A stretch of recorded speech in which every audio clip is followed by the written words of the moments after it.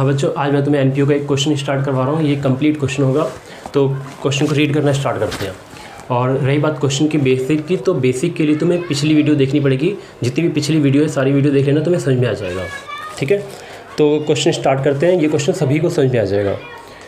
Question में लिखा हुआ है, following is the receipts and payment account. हमें रिसीट्स एंड पेमेंट अकाउंट नीचे दिया हुआ है of modern club new Delhi for the year ending 31 March 2014। 31 March 2014 का हमें रिसीट्स एंड पेमेंट अकाउंट दिया हुआ है। हमारे पास दो साइड्स हैं, एक है रिसीट साइड और एक है पेमेंट साइड। तो पहले मैं रिसीट साइड को पढ़ना स्टार्ट करता हूँ। रिसीट साइड में लिखा हुआ है, सबसे पहले है टू बैलेंस बीडी।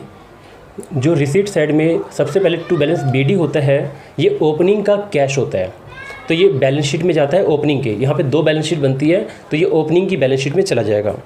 फिर उसके बाद है सब्सक्रिप्शन, फिर इंटरेस्ट, डोनेशन और डोनेशन फॉर बिल्डिंग फंड। देखो बच्चों, यहाँ पर दो डोनेशन है, एक तो डोनेशन है, एक डोनेशन फॉर बिल्डिंग फंड है।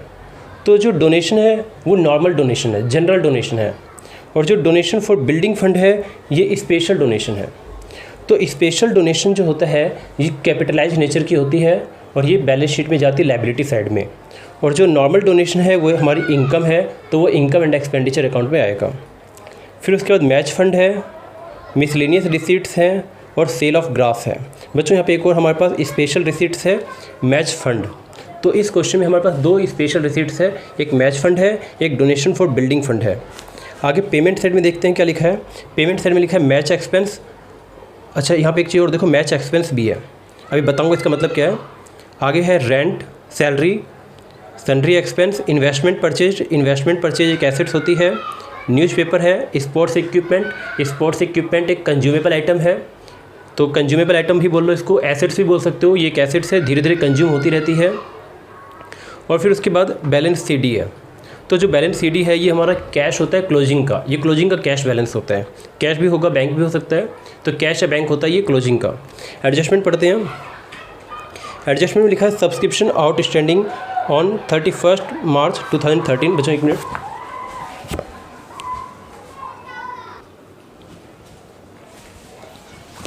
हाँ, तो एडजस्टमेंट में है subscription outstanding on 31 March 2013 4000 and on 31 March 2014 6000। यहाँ पर सब्सक्रिप्शन आउटस्टैंडिंग है, दो सब्सक्रिप्शन आउटस्टैंडिंग है, एक 2013 का, एक 2014 का, मतलब पिछले साल का आउटस्टैंडिंग और एक इस साल का आउटस्टैंडिंग। दो आउटस्टैंडिंग दिए हुए हैं। अभी इसका ट्रीटमेंट बताऊँगा क्या होता है। फिर उसके बाद है salary outstanding on 31 March 2013 and 31 March 2014। यहाँ पे सैलरी भी दो आउटस्टैंडिंग है, एक 13 का मतलब पिछले साल का, एक 14 का मतलब करंट ईयर का। आगे लिखा हुआ है on 31 March 2013 the club had investments worth ₹12,000, furniture 10,000 and sports equipment valued at ₹20,000। 31 March 2013 को क्लब के पास 12,000 की एक इन्वेस्टमेंट थी, 10 और फर्नीचर था 10,000 रुपये का, स्पोर्ट्स इक्विपमेंट था 12,000 रुपये का। Prepare income and expenditure account, कहा गया इनकम एंड एक्सपेंडिचर अकाउंट बनाओ for the year ended 31 March 2014 and a balance sheet भी बनानी है। As at that date after depreciating furniture by 10%। इसमें लिखा है कि बैलेंस शीट भी बनेगी और फर्नीचर पे 20% का डेप्रिसिएशन लगाना है। लिखा है depreciating furniture by 20% and sports equipment by 25%, और स्पोर्ट्स इक्विपमेंट पे 25% का डेप्रिसिएशन लगाना है। तो बच्चों स्टार्ट करते हैं क्वेश्चन को, ठीक है, और बीच बीच में कुछ बातें बताता रहूँगा, वो समझते रहना। देखो, हम जब भी क्वेश्चन को स्टार्ट करते हैं तो हमारे पास दो साइड होते हैं, एक एक्सपेंडिचर और एक इनकम। तो किसी एक साइड को हम पहले स्टार्ट करेंगे, चाहे तो इनकम साइड को लेके चलते हैं या फिर एक्सपेंडिचर साइड को लेके चलते हैं, ठीक है। तो मैं कोई एक साइड लेके चलता हूँ। मैं फ़िलहाल रिसीट साइड को लेके चलूँगा, यानी इनकम साइड को, ठीक है। तो तुम्हारे सामने जो क्वेश्चन दिखेगा स्क्रीन के ऊपर, उसमें दो साइड दिए हुए हैं। हम क्या करते हैं, रिसीट साइड को उठा लेते हैं और रिसीट साइड को लेके चलते हैं, ठीक है बच्चों। तो देखो बच्चों, सबसे पहले रिसीट साइड में ऊपर है टू बैलेंस बीडी, इसको अभी छोड़ दो, ये बैलेंस शीट में जाएगी। उसके नीचे है सब्सक्रिप्शन, तो उसको लिखो बाई सब्सक्रिप्शन। हमें कितना सब्सक्रिप्शन कितना मिला हुआ है, ये मिला हुआ है 56,400 का, 56,400 का। अब बच्चों यहाँ पे एक एडजस्टमेंट भी है। कुछ एडजस्टमेंट में कहा गया है कि पिछले साल 4,000 रुपये सब्सक्रिप्शन आउटस्टैंडिंग था।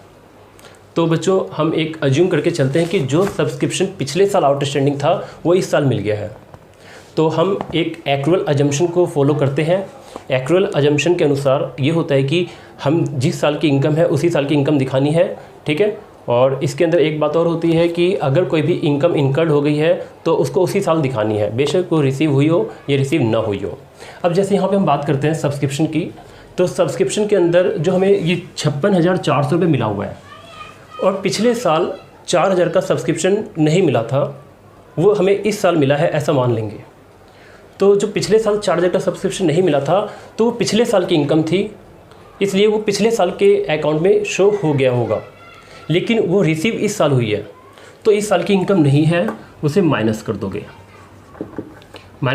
मैं शॉर्ट फॉर्म यूज़ करूँ बच्चों, आउटस्टैंडिंग सब्सक्रिप्शन फॉर 2013 का आउटस्टैंडिंग माइनस कर देंगे। ये कितने रुपए का है? ये है 4,000 रुपये का। तो ये 4,000 रुपये माइनस हो जाएगा, ठीक है बच्चों। अच्छा फिर से मैं बताता हूँ इसको इस कॉन्सेप्ट को ध्यान दो।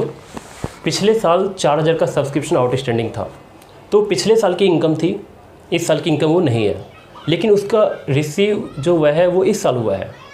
तो अगर वो इस साल रिसीव हुआ है तो वो इस साल की इनकम तो है ही नहीं, और जब वो इस साल की इनकम नहीं है तो हमें माइनस करना पड़ता है। तो हम माइनस करेंगे आउटस्टैंडिंग सब्सक्रिप्शन फॉर 2013 मतलब पिछला साल।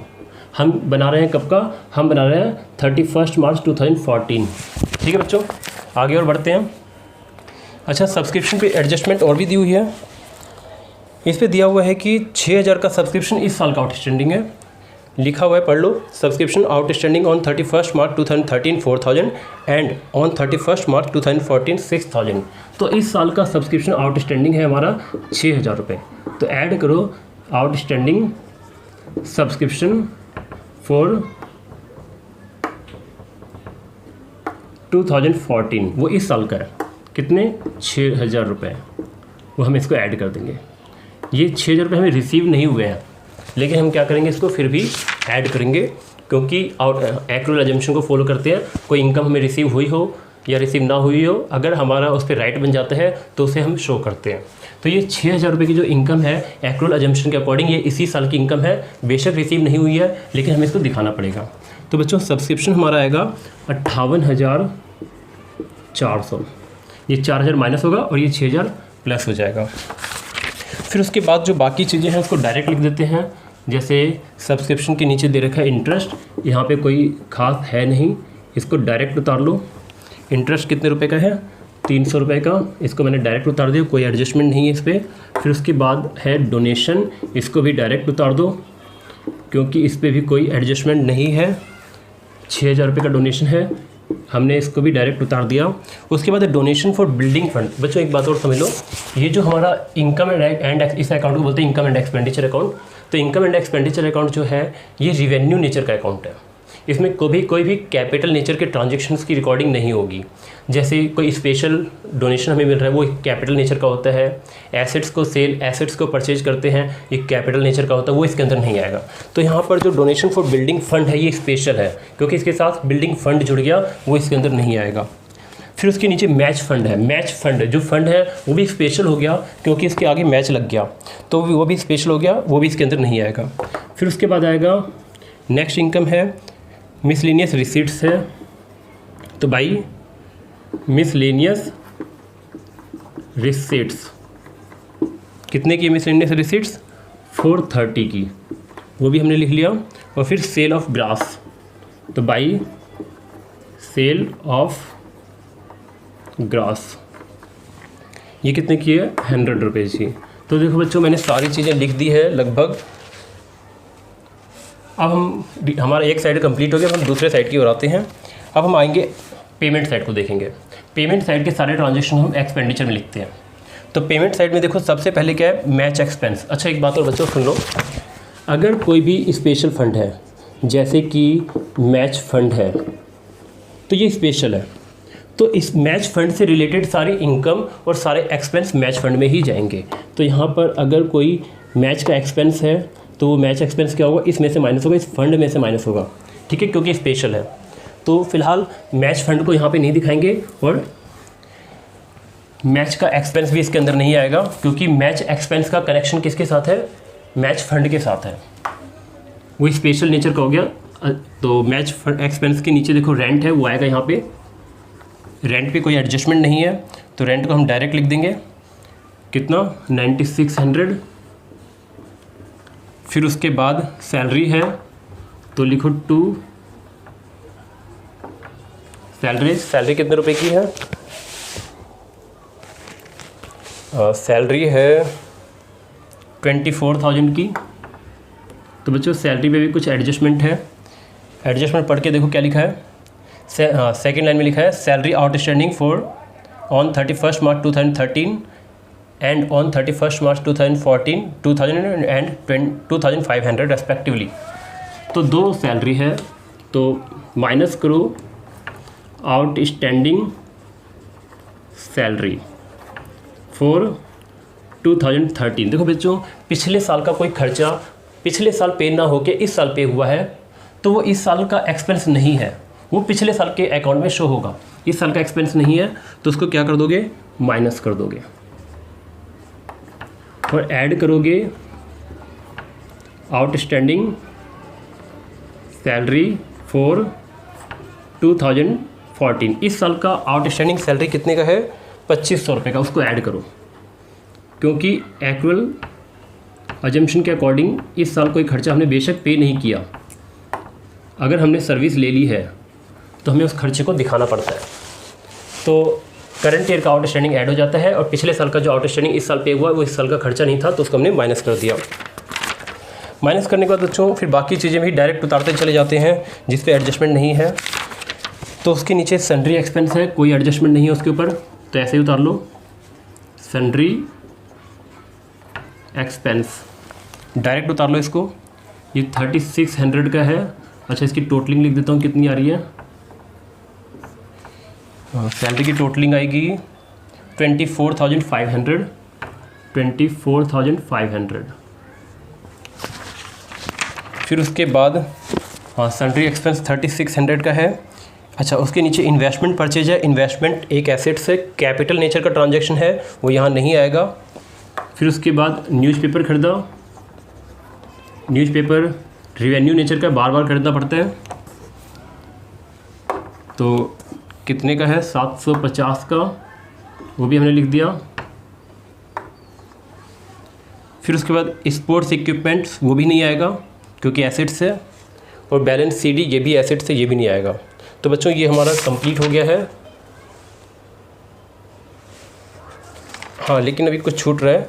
नीचे एडजस्टमेंट में कुछ बातें लिखी हुई है। Prepare income and expenditure account for the year ended 31 March 2014 and a balance sheet. आगे उसी के नीचे लिखा है as at that date after depreciating 20%, depreciating furniture by 20% and sports equipment by 25%। तो 2 डेप्रिसिएशन भी है, तो बच्चों डेप्रिसिएशन भी लगाना पड़ेगा हमें। डेप्रिसिएशन है फर्नीचर पे 20%। तो देखना फर्नीचर कितने का है। एडजस्टमेंट में देखो, एडजस्टमेंट में फर्नीचर हमारे पास 10,000 रुपये का है, और फर्नीचर 10,000 रुपये का है, तो उस पर डेप्रिसिएशन लगेगा 2 डेप्रिसिएशन। तो पहला है फर्नीचर, फर्नीचर है 10,000 रुपये का, उस तो 10,000 का 20% कितना बनेगा, 2,000 रुपये। और फिर उसके बाद है स्पोर्ट्स इक्विपमेंट 20,000 रुपये का था। अच्छा, फर्नीचर पे 20% 10,000 का 20% 2,000 रुपये लग गया। और फिर उसके बाद स्पोर्ट्स इक्विपमेंट ओपनिंग में कितने का है, स्पोर्ट्स इक्विपमेंट 20,000 रुपये का है, और उस पर डेप्रिसिएशन कितना है 25%। और स्पोर्ट्स इक्विपमेंट हमने कोई परचेज भी की हुई है 32,000 रुपये की। यहाँ देख लो बच्चों, स्पोर्ट्स इक्विपमेंट ओपनिंग में जो दिया हुआ है वो 20,000 रुपये है, और हमने परचेज किया हुआ है 32,000 रुपये का। टोटल स्पोर्ट्स इक्विपमेंट हो गया 52,000 रुपये का। इस 52,000 रुपये पे डेप्रिसिएशन लगेगा 25%। स्पोर्ट्स इक्विपमेंट कितना आएगा, ये 13,000 रुपये का आएगा। और फिर टोटल डेप लगेगा 15,000 रुपये का। तो बच्चों ये हो गया क्वेश्चन कंप्लीट। अब इस अकाउंट से प्रॉफिट और लॉस के बजाय सरप्लस या डेफिसिट निकल कर आता है। तो देख लेते हैं इस अकाउंट में क्या निकल के आ रहा है।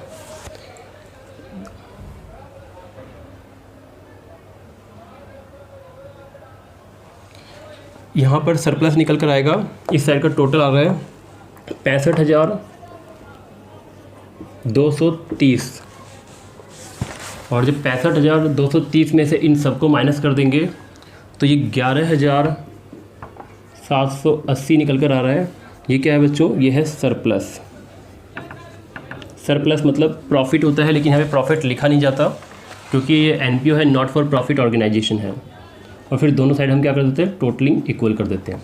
ठीक है बच्चों, इसको नोट कर लो जल्दी से। स्पेस की प्रॉब्लम की वजह से मैं एक बार में एक ही अकाउंट दिखा पा रहा हूँ यहाँ पर।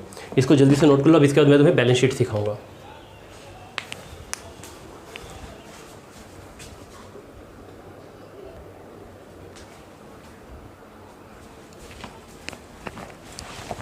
हाँ तो बच्चों मिटा दिया मैंने उसको और ये बैलेंस शीट बन गई है।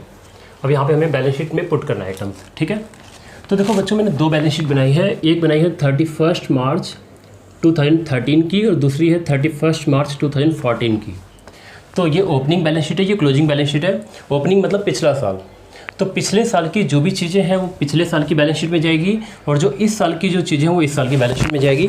तो देखो मैंने बताया था, एक काम करो, जैसे जैसे बोलूँगा देखने वैसे वैसे देखते जाना।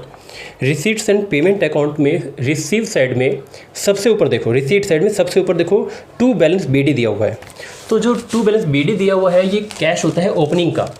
तो ओपनिंग का कैश होता है, इसलिए उसको यहाँ लिखो कैश इन हैंड। कितने रुपए का था, 2300 का था, वो मैंने लिख दिया।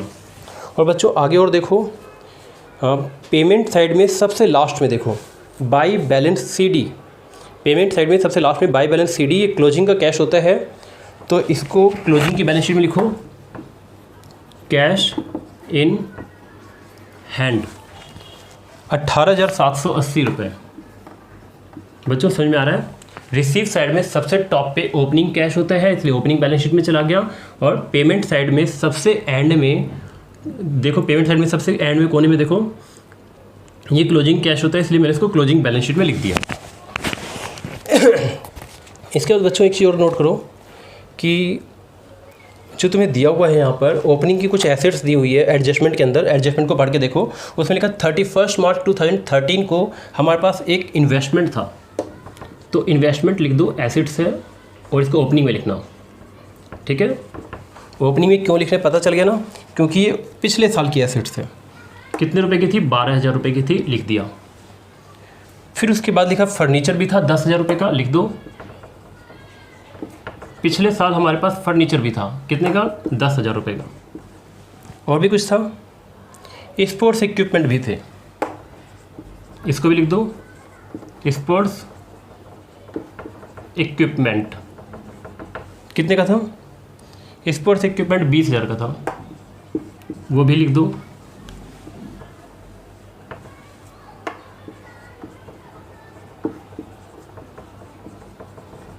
अच्छा बच्चों, पिछले साल की और कौन कौन सी एसेट्स थी। पिछले साल हमारे पास सब्सक्रिप्शन आउटस्टैंडिंग भी था, वो भी एसेट्स होती है।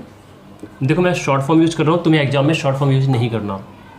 आउटस्टैंडिंग सब्सक्रिप्शन, तो पिछले साल का सब्सक्रिप्शन आउटस्टैंडिंग था 4,000 रुपये का। आउटस्टैंडिंग इनकम हमारी एसेट्स होती है, तो ये हमारी एसेट्स है, पिछले साल का 4,000 रुपये। अब बच्चों पिछले साल की सैलरी भी आउटस्टैंडिंग थी। आउटस्टैंडिंग सैलरी लायबिलिटी होती है, तो आउटस्टैंडिंग सैलरी, तो पिछले साल की सैलरी आउटस्टैंडिंग कितने रुपए की थी, 2,000 रुपये की थी, लायबिलिटी, इसलिए मैंने यहाँ लिख दिया। अब बच्चों एक इम्पॉर्टेंट बात और, इसको हम बंद कर देते हैं। ठीक है, इसे बंद कर देते हैं और इसको बंद करने में टोटलिंग करते हैं। तो मैं यहाँ से बंद कर रहा हूँ और टोटलिंग कर रहा हूँ। हाँ बच्चों, जब टोटलिंग करेंगे तो ये साइड ज़्यादा आएगा ये साइड आएगा 48,300।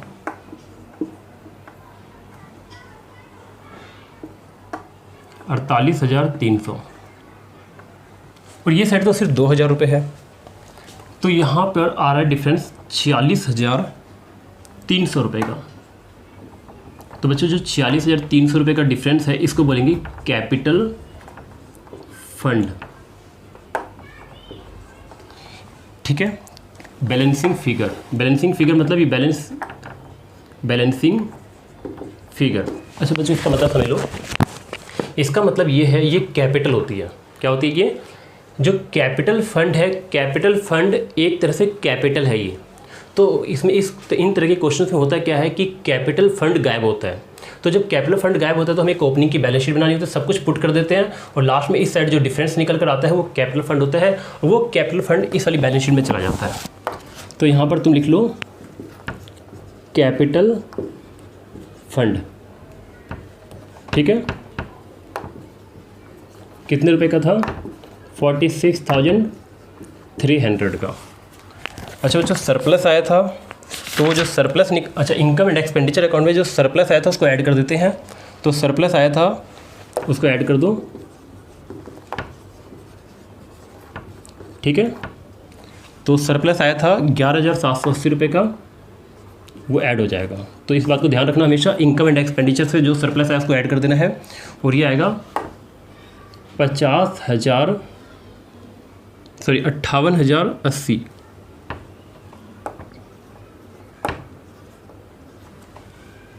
58,080 आ गया। और इसके बाद और जो जो चीज़ें हैं उनको लिख लेते हैं। तो बच्चों हमारे पास एडजस्टमेंट को पढ़ो, आउटस्टैंडिंग सब्सक्रिप्शन भी था। कितना आउटस्टैंडिंग सब्सक्रिप्शन था? 31 मार्च 2014 में 6,000 रुपये था। इसके बाद एक इम्पॉर्टेंट बात बच्चों ध्यान देना, हमारे पास जितनी भी फिक्स एसेट्स होती है वो लॉन्ग टाइम के लिए होती है। तो पुरानी बैलेंस शीट में जितनी भी एसेट्स हैं वो सारी की सारी एसेट्स नई बैलेंस शीट में भी होगी। बच्चों समझ में आ रहा है? पुरानी बैलेंस शीट में जो भी एसेट्स है, फिक्स एसेट्स, पुरानी बैलेंस शीट में जो भी फिक्स एसेट्स है वो तुम्हारी क्लोजिंग बैलेंस शीट में भी आएगी, क्योंकि एसेट्स को सेल नहीं करते हैं और ये सेल हुई भी नहीं है। अगर सेल हुई होती तो ये रिसीट एंड पेमेंट अकाउंट में होता, तो ये सेल नहीं हुई है तो इन्वेस्टमेंट लिख दो। जो इन्वेस्टमेंट हमारे पास पहले था वो हमारे पास अभी भी है 12,000 रुपये का। जो फर्नीचर पहले था क्या वो अभी है? हाँ भाई, जो फर्नीचर हमारे पास पहले था वो अभी भी है। अच्छा एक मिनट, यहाँ पर एक चीज़ भूल गए, हमने कोई इन्वेस्टमेंट खरीदी भी है। इन्वेस्टमेंट ओपनिंग में पिछले साल इन्वेस्टमेंट हमारे पास 12,000 का था और यहाँ पर ऐड करो एडिशन। बच्चों पेमेंट साइड में देखो एक बार, रिसीट्स एंड पेमेंट अकाउंट के पेमेंट साइड में देखो, तो पेमेंट साइड को देख के पता चलेगा कि हमने एक इन्वेस्टमेंट खरीदी हुई है। एक बार पेमेंट साइड को देखो जल्दी से, पेमेंट साइड में देख के पता चल रहा है कि हमने एक इन्वेस्टमेंट खरीदी 30,000 रुपये की, वो ऐड कर दो और माइनस कर दो, कोई डेप्रिसिएशन तो है ही नहीं इसके ऊपर। ठीक है, तो कोई डेप्रिसिएशन नहीं है, तो हमारे पास इन्वेस्टमेंट हो गई 52,000 की। ठीक है, तो बच्चों ये भी समझ में आ गया होगा जहाँ तक उम्मीद है। इसी तरीके से फर्नीचर,